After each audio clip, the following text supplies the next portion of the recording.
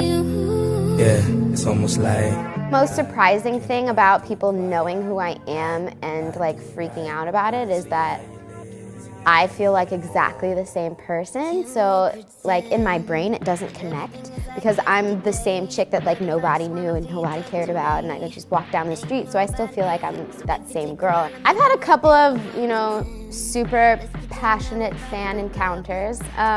You know, sometimes you meet up with people like on the street and they just start screaming, they're freaking out and stuff. I haven't had anyone, I don't know, have I made anyone cry yet? I don't think I've made anyone cry yet. They're definitely like shaking, which I think is crazy.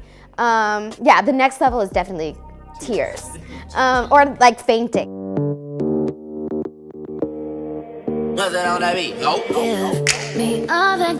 been waiting for my debut album to come out basically as long as I can remember. It's definitely a lifelong dream, and to have finally reached this step in my career is a really big deal. I don't really think I knew what it would be, but it's been really an incredible journey getting to this point, and it's been very fun to just see what happens along the way. 2 On really caught people's attention initially because it was the first time that they'd heard a female singing on that type of beat. DJ Mustard didn't have any women on any of his music at the point when I wrote that song, and I thought that that would just be a fresh sound. There's definitely a few songs that I really think are, you know, kind of standouts. One of my favorites is track 3, which is called Cold Sweat, that I recorded with Boy Wonder, and he's just one of my favorite producers, and I think it tells an interesting story of, you know, being in the entertainment industry. To me, I also love the song How Many Times that I did with Future. I think that's just an awesome song. I also really like the song Bated Breath on there, which is kind of like the ballad of the album, and I think people should definitely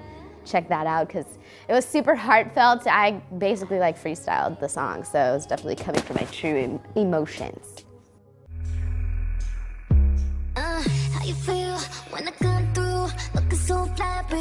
Janet Jackson was a huge influence of mine growing up. I always was a fan of female artists ever since a really early age. You know, when I was like, I used to love Britney Spears. I used to love Christina Aguilera. Sade was a huge influence of mine. So I think it's like fun to kind of bring, I don't know, female artists back into the mainstream, because there's only like a few for the past few years, and I think there's definitely room for more.